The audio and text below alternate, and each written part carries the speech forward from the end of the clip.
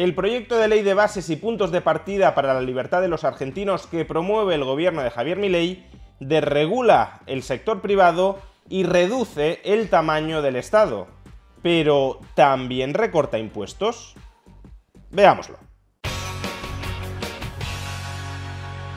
Tal como explicamos en un vídeo anterior, la ley de bases y puntos de partida para la libertad de los argentinos que está promoviendo el gobierno de Javier Milei supone una importante reducción del tamaño del Estado, del gasto público en la Argentina. Lo esperable, después de una reducción del tamaño del Estado, del gasto público de esta magnitud, es que también se recortarán los impuestos dentro del país. Al fin y al cabo, el Estado impone tributos sobre los ciudadanos para obtener ingresos con los que financiar el gasto público. Y si el Estado a partir de ahora va a financiar un menor volumen de gasto público, también, en principio, parecería que necesita menos impuestos para sufragarlo. ¿Cuál es el problema? Pues que el Estado argentino vive en un crónico déficit público, es decir, tiende a gastar mucho más de lo que ingresa. Y por tanto, puede que Javier Milei esté recortando el tamaño del Estado no ya para bajar impuestos, sino meramente para cuadrar las cuentas. No obstante, si uno echa una ojeada a este proyecto de ley, a la ley de bases y puntos de partida para la libertad de los argentinos, encontrará en él diversas medidas que sí tienen un componente fiscal. Es decir, este proyecto de ley sí modifica diversos tributos, y uno de los compromisos más firmes, más rotundos de Javier Milei durante la campaña electoral fue que nunca subiría un solo impuesto, que antes se cortaría un brazo que subir impuestos. ¿Y es esto realmente así? ¿Acaso las medidas tributarias que aparecen en este proyecto de ley son medidas tributarias exclusivamente orientadas a bajar impuestos? Pues no, como vamos a ver a continuación, el tono general de este proyecto de ley sí es un tono dirigido a bajar impuestos. Es decir, que en términos agregados, este proyecto de ley sí supone una rebaja fiscal para los argentinos. Pero que en términos generales se bajen los impuestos no significa que todos y cada uno de los impuestos bajen. De hecho, en este proyecto de ley se contemplan diversas subidas de impuestos. Empecemos por las bajadas de impuestos. Son dos, fundamentalmente, los tributos rebajados por este proyecto de ley de bases y puntos de partida para la libertad de los argentinos. El primero de ellos es el impuesto a la transferencia de inmuebles de personas físicas, lo que en España conocemos como impuesto de transmisiones patrimoniales. Este impuesto, que tanto perjudica a los compradores de una vivienda, en España oscila entre el 6 y el 10% del valor del inmueble que se está adquiriendo, es decir, que encarece los precios de la vivienda entre un 6 y un 10% según la comunidad autónoma española, este impuesto es suprimido por este proyecto de ley del gobierno de Javier Milei. Concretamente, el artículo 199 de este proyecto de ley dice: derógase el título séptimo, artículos 7 a 18, de la ley número 23.905 a partir del 1 de enero de 2024. Y justamente el artículo 7 de esta ley es el que impone lo siguiente: establécese en todo el territorio de la nación un impuesto que se aplicará sobre las transferencias de dominio a título oneroso de inmuebles ubicados en el país. Hay que decir, eso sí, que en Argentina el gravamen de este impuesto era apreciablemente más bajo que en España. En España es del 6 al 10%, en Argentina era del 1,5%. Aún así, es una muy buena noticia que Javier Milei vaya a eliminar este impuesto si este proyecto de ley sale finalmente aprobado por las cámaras. Y el segundo impuesto rebajado en este proyecto de ley, aunque con matices como vamos a ver a continuación, es el impuesto sobre bienes personales. Este es el impuesto que en España denominamos impuesto al patrimonio, es decir, un impuesto que se paga sobre el valor de los bienes que posees. Los argentinos que posean activos por encima de los importes establecidos en las bases imponibles de este impuesto tienen que pagar al fisco un porcentaje anual del valor de esos activos que poseen. Solo por el hecho de tener, aunque no estés ingresando nada por esa tenencia, ya tienes que pagar. Se trata de un impuesto bastante ineficiente que de hecho no existe en la mayoría de países del mundo. En la eurozona como tal, el único país que tiene impuestos sobre el patrimonio es España. Pues bien, como decía, en términos generales, Javier Milei rebaja este impuesto. Ahora mismo en pantalla podemos observar los gravámenes para el periodo fiscal 2023 que establece en este impuesto sobre los bienes personales el proyecto de ley de Javier Milei. Ya para el periodo fiscal de 2023 hay una primera rebaja, y es que Javier Milei suprime el tipo marginal máximo. En el año 2022, los contribuyentes con mayor patrimonio pagaban el 1,75% sobre el valor de sus activos. Pues bien, en 2023 pagarán el 1,5%. Para el resto de contribuyentes no hay cambios en el año 2023. Y además, el proyecto de ley establece que este impuesto se vaya reduciendo hasta el 0,5% para todos los contribuyentes en el año 2027. Por tanto, pasamos de unos tipos impositivos que van desde el 0,5% al 1,75% sobre el valor de todo tu patrimonio neto a un tipo impositivo en el año 2027 del 0,5% para todos. ¿Por qué he dicho entonces hace un momento que había que matizar la afirmación de que Javier Milei rebajaba este impuesto? Pues porque en el periodo de transición desde 2023 a 2027 va a haber algunas personas que paguen más por este impuesto. Por ejemplo, comparemos la escala de gravámenes del año 2023 con la escala de gravámenes del año 2024. Como vemos, en el año 2024 se vuelve a reducir el tipo marginal máximo en este tributo, del 1,5% para el periodo fiscal 2023 al 1,3% para el periodo fiscal 2024. Sin embargo, por reconfiguración de los tramos, hay algunos contribuyentes que en 2024 pagarán más por este impuesto de lo que pagaban en 2023 o 2022.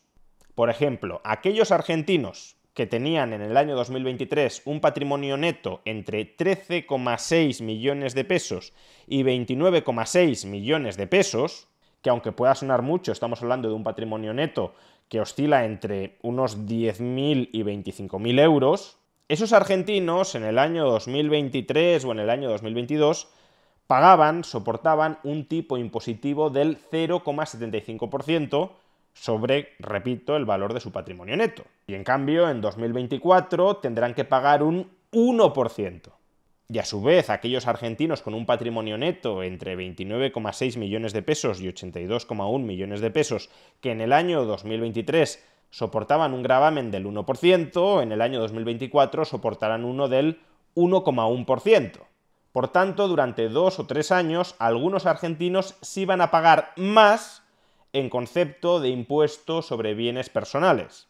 Aunque si se aprueba este proyecto de ley, a medio o largo plazo todos van a pagar o menos o lo mismo. Es decir, nadie va a salir perjudicado. Y también hay que aclarar que este proyecto de ley posibilita que aquellos argentinos que así lo deseen paguen por adelantado el impuesto sobre bienes personales de los próximos 4 años. Para ello se tomará el valor del patrimonio neto del contribuyente argentino que haya solicitado acogerse a esta opción, el valor de su patrimonio neto del año 2023, se reducirá en un 25% y se aplicará la escala de tipos de 2023 para los ejercicios 2024, 2025, 2026 y 2027. De tal manera que aquellos argentinos que vayan a haber subido su gravamen en 2024 o 2025 respecto a 2023 pueden acogerse a este pago por anticipado y no solo beneficiarse de una rebaja del 25% en la base imponible, sino que se cierran el tipo impositivo de 2023, no se exponen a las subidas transitorias de 2024, 2025 y 2026. Dicho de otra manera, incluso en aquellos casos en los que sí existe una subida de impuestos, en este tributo Javier Milei proporciona una salida para que nadie tenga que pagar más. Analicemos ahora los impuestos que se suben en este proyecto de ley. Son fundamentalmente dos. El primero, las retenciones sobre las exportaciones. Las retenciones sobre las exportaciones es el porcentaje de los ingresos en dólares de los exportadores argentinos de los que se apropia el Estado argentino. Y si bien hay mercancías que disfrutan de una retención del 0% sobre los ingresos por su exportación, aparecen detalladas en el artículo 206, fíjese en un 0% la alícuota de derecho de exportación para todas las mercancías correspondientes a los siguientes complejos exportadores: olivícola, arrocero, cueros bovinos, lácteo, frutícola, hortícola, porotos, lentejas, arveja, papa, ajo, garbanzos, miel, azúcar, yerba mate, té, equinos y lana. Hay otras que se enfrentan a una retención del 8%, otras del 15% y algunas, concretamente la soja, del 33%.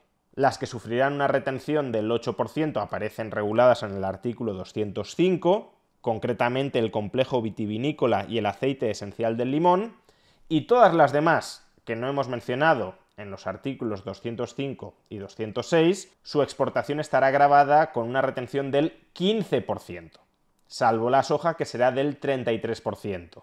Pues bien, esta retención del 15% supone, en términos generales, una subida de las retenciones para prácticamente todas las mercancías que se vean afectadas. O dicho de otra manera, las retenciones sobre las exportaciones de las mercancías que no hemos mencionado en los artículos 205 y 206 son actualmente más bajas, por lo general, del 15%. Por tanto, aquí tenemos una subida de impuestos. Sin embargo, y como ya expliqué en un vídeo anterior con mayor detalle, es una subida de impuestos sui generis. En ese vídeo ya expliqué que, a pesar de esta subida de las retenciones, el impuesto efectivo que recaía finalmente sobre los exportadores era menor. ¿Por qué razón? Pues porque Milei, recordémoslo, ha devaluado el tipo de cambio oficial del peso desde 400 pesos por dólar a 800 pesos por dólar. ¿Y eso qué implicaciones tiene para los exportadores? Pues que antes de la devaluación, los exportadores estaban obligados a vender los dólares que ingresaban por vender en el extranjero a, simplificando un poco, pero a 400 pesos por dólar. Es decir, que el Banco Central les quitaba los dólares que habían ingresado y les daba por cada dólar 400 pesos. Después de la devaluación, el Banco Central, por cada dólar que les quita, les da, grosso modo, porque estas no son las cifras exactas, pero sí aproximadas, les da 800 pesos. Por tanto, los exportadores que están obligados a liquidar sus dólares con el Banco Central obtienen ahora muchos más pesos que antes por cada dólar, incluso cuando tenemos en cuenta la subida de las retenciones.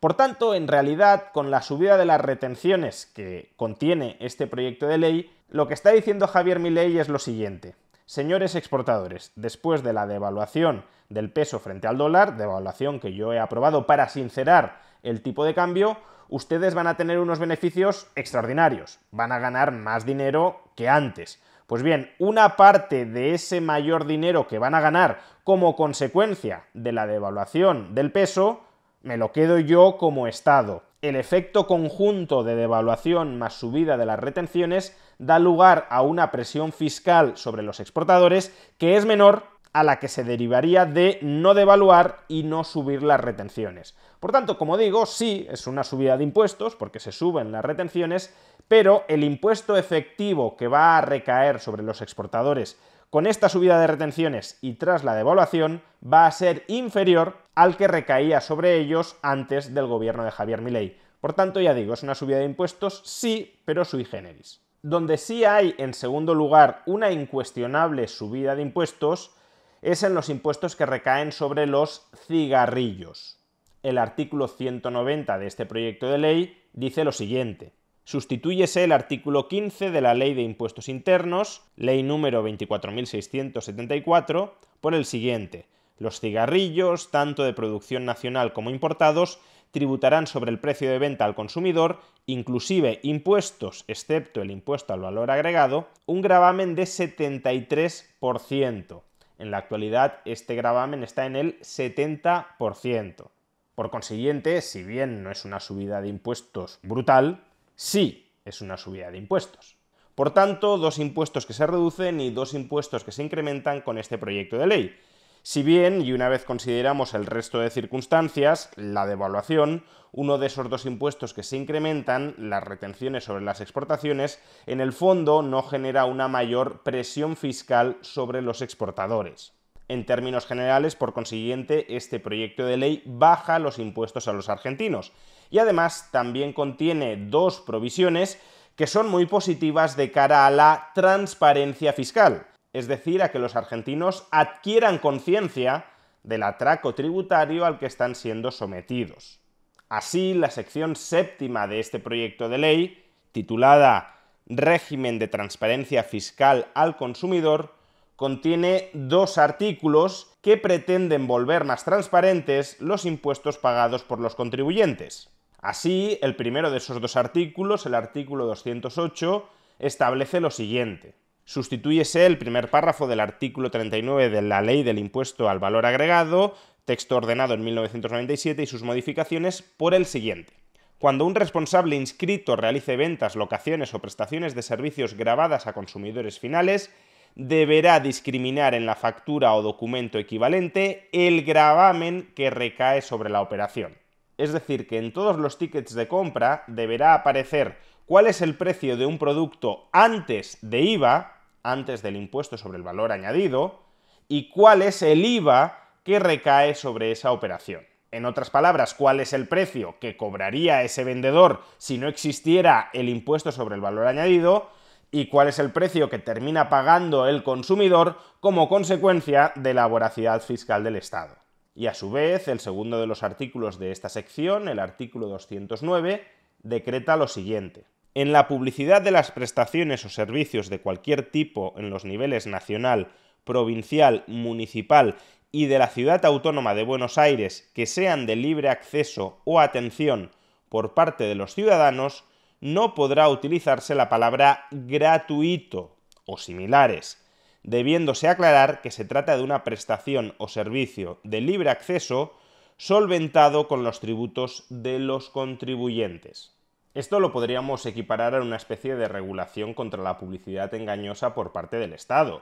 Cuando el Estado nos dice que la sanidad o la educación son gratuitas, en realidad lo que nos está ocultando deliberadamente es que las estamos pagando a través de impuestos, para que así parezca que el Estado es muy generoso y no que vive a nuestra costa. Pues bien, lo que pretende hacer este proyecto de ley es volver más transparente ese proceso. Si el Estado nos proporciona servicios de libre acceso, como la educación o la sanidad, pero porque los pagamos nosotros, no porque los pague generosamente la casta política. Y la cuestión obviamente es, si el Estado nos quitara todo el dinero que nos quita a través de impuestos, ¿realmente no podríamos escoger nosotros la sanidad o la educación que realmente queremos escoger y no aquella que el Estado nos impone, con nuestro dinero, eso sí, que escojamos? En definitiva, el proyecto de ley de bases y puntos de partida para la libertad de los argentinos es un proyecto de ley que no solo desregula la economía privada o no solo reduce el tamaño del Estado, sino que en términos generales también rebaja impuestos. No es que solo rebaje impuestos, porque también hay algunos tributos que son incrementados, pero en global sí se produce una bajada de la presión fiscal que recae sobre los argentinos. Esto no significa, cuidado, que Javier Milei no vaya a subir impuestos en el futuro. Él mismo ha anunciado dos subidas de impuestos bastante importantes que no están contenidas en este proyecto de ley. Por un lado, una subida del impuesto a las ganancias, que es el equivalente español al IRPF, al impuesto sobre la renta de las personas físicas, y también al impuesto sobre sociedades, el impuesto sobre las ganancias, las rentas de las sociedades. Ese es un impuesto que Milei ya ha anunciado que va a subir a pesar de que hace unos meses él, como diputado, votó a favor de recortarlo. Y el otro impuesto que también ha anunciado que va a subir, o más bien que va a crear, es la famosa tasa Kicillof, un impuesto dirigido a repagar la deuda que el exministro de Economía kirchnerista, Axel Kicillof, creó al expropiar de un modo absolutamente chapucero YPF, tal como ya tuvimos ocasión de explicar en un vídeo anterior. Pero bueno, estas dos importantes subidas de impuestos que se van a producir en un futuro no muy lejano no están contenidas en este proyecto de ley y ya las valoraremos críticamente cuando se produzcan. De momento estamos analizando este proyecto de ley de bases y puntos de partida para la libertad de los argentinos y desde una perspectiva estrictamente económica hay que decir que es un proyecto muy positivo. Desregulación, recorte del gasto público y rebaja fiscal. Los tres grandes objetivos que todo político que se llame a sí mismo liberal, no digamos ya libertario, debería perseguir con absoluto ahínco. Sacar al Estado de aquellos ámbitos de la vida social y económica en los que jamás debería haber entrado, ya sea regulatoriamente o ya sea a través de la dupla gasto-impuesto. Pero este proyecto de ley no solo contiene medidas económicas, sino también medidas de corte político o social. Y es justamente aquí donde el gobierno de Javier Milei ha recibido críticas muy duras, que si quiere prohibir las reuniones en la calle de más de 3 personas o que si se quiere arrogar poderes extraordinarios como si fuera un dictador. ¿Cuánto de cierto hay en todo esto? Pues lo analizaremos con detalle en próximos vídeos.